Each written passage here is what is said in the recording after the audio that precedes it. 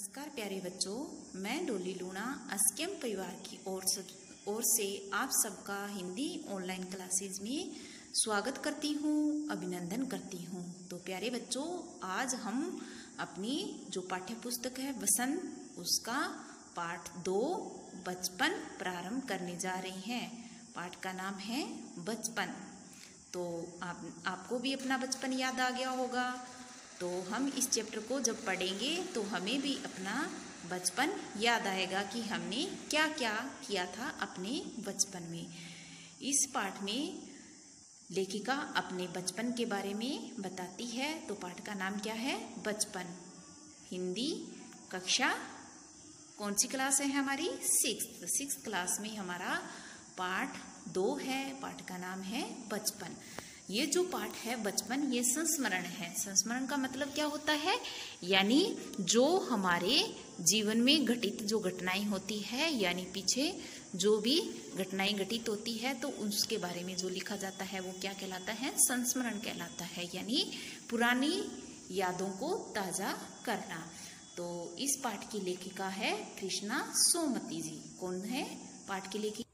कृष्णा सोमवती इसे पाठ की लेखिका है, जिन्होंने इस पाठ का नाम क्या रखा? बचपन। जो इनकी संस्मरण है, इनका एक संस्मरण है, यानी ये अपने जीवन के बारे में इस पाठ में बताना चाहती है कि उनका जो बचपन है वो कैसे व्यतीत हुआ।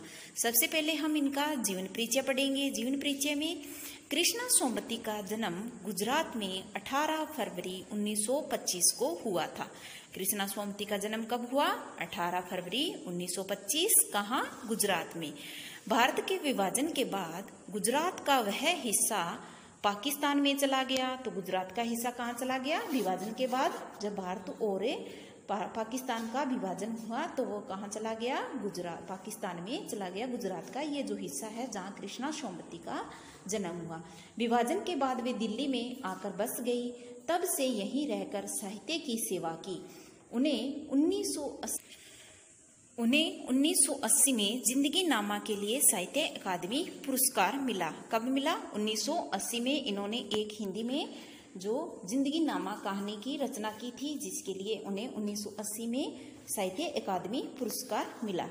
1996 में उन्हें साहित्य अकादमी का फेलो बनाया गया, जो अकादमी का सर्वोच्च सम्मान है। 1996 में यानी 1996 में उन्हें साहित्य अकादमी का फेलो बनाया गया, जो अकादमी का सर्वोच्च सम्मान है, यानी सबसे बड़ा सम्मान है।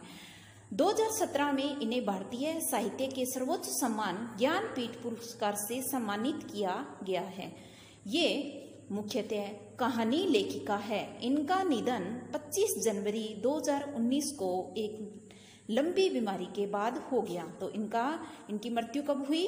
25 जनवरी 2019 में इनकी मृत्यु हो गई थी। किसकी? कृष्णा सोमवती की। इनकी कहानी संग्रह में बादलों के घेरे, लंबी कहानियों में डार की बिछुड़ी और मित्रों मरजानी, यारों के यार, ये इनकी साहित्य कृतियां हैं जो इन्होंने हिंदी अपने जीवन काल में लिखी। कौन कौन सी? बादलों के घेरे, डार से बिछुड़ी, मित्रों मरजानी और यारों के यार, ये इनके साहित्य रचनाएं हैं, जिसके लिए इन्हें बहुत सारे सम्मान मिले। तो 2017 में इन्हें भारतीय साहित्य के सर्वोच्च सम्मान ज्ञानपीठ पुरस्कार भी मिल चुका है। किसको? कृष्णा सोमवती को जी। सोमवती को इनका निधन कब हुआ? 25 जनवरी 2019 में लंबी बीमारी के बाद इनका निधन हो गया। इनकी दूसरी और कहानियां हैं। 3 पहाड़, ए लड़की, 3 पहाड़, ये भी इनकी एक कहानी है। ए लड़की, ये भी इनके द्वारा रचित कहानी है। जेनी मेहरबान सिंह, ये भी इनकी एक कहानी है। उपन्यास इन्होंने कौन कौन से लिखे? सूरजमुखी, अंधेरे की, जिंदगी नामा जो है इनका कहानी नहीं है, कहानी संग्रह नहीं है, ये इनका उपन्यास है। उपन्यास का मतलब क्या होता है? यानी बड़े बड़े ग्रंथ लिखे जाते हैं जिसमें सिर्फ एक ही कहानी के बारे में, एक ही चीज के बारे में बताया जाता है। तो ये जिंदगी नामा इनका एक उपन्यास है। दिलो दनिश, सम्य सरगम, गुजरात पाकिस्तान से गुजरात हिंदुस्तान, तो इन्होंने एक रचना ये भी लिखी कि गुजरात पाकिस्तान से और गुजरात हिंदुस्तान, यानी गुजरात से पाकिस्तान और पाकिस्तान से गुजरात से हिंदुस्तान, इसके बारे में इन्होंने अपनी रचना में वर्णन किया। विचार संवाद संस्मरण में इन्होंने लिखा हम हसमत, इसके 3 भाग है। शब्दों के आलोक में, सोबती, वेद, संवाद, लेखक का जनतंत्र, मार्फत दिल्ली, ये इनकी रचनाएं हैं। कृष्णा सोमवती के द्वारा रचित ये रचनाएं हैं। तो इसमें विचार संवाद और संस्मरण में इन्होंने कौन कौन से लिखे? हम हसमत, इसके 3 भाग है। शब्दों के आलोक में, ये भी इनके संस्मरण है। अब हम इस पाठ के, यानी जो बचपन पाठ है, इसके शब्दार्थों पे चर्चा करेंगे। उसके बाद हम इस पाठ को समझेंगे। सयाना यानी बड़ा, समझदार। सयाना का मतलब क्या होता है? बड़ा या समझदार। शताब्दी, शताब्दी का मतलब 100 वर्ष यानी सदी। जब 100 साल पूरे हो जाते हैं तो वो क्या बनती है? एक शताब्दी बनती है। दशक यानी 10 वर्ष। दशक यानी 10 साल पूरे होने पे क्या हो जाता है? वो क्या कहलाता है? दशक कहलाता है। जीजी यानी दीदी को कहा जाता है, यानी जो बड़ी सिस्टर होती है उसे जीजी बुलाया जाता था पहले जमाने में, तो उसे दीदी भी कहा जा सकता है। फ्रिल, फ्रिल का मतलब होता है झालर। झालर जो जैसे पंखे वगैरह होते हैं ना, गाँव में हाथ से पंखे चलाए जाते हैं, उनकी झालर जो होती है वो फ्रिल कहलाती है। चलन यानी परंपरा। सख्त, कड़ी। मनाही यानी मना किया गया। किस्म यानी प्रकार। फर्क यानी बदलाव या अंतर। फर्क का मतलब क्या हुआ? बदलाव या अंतर होना, वो क्या कहलाता है? फर्क। ठीक है।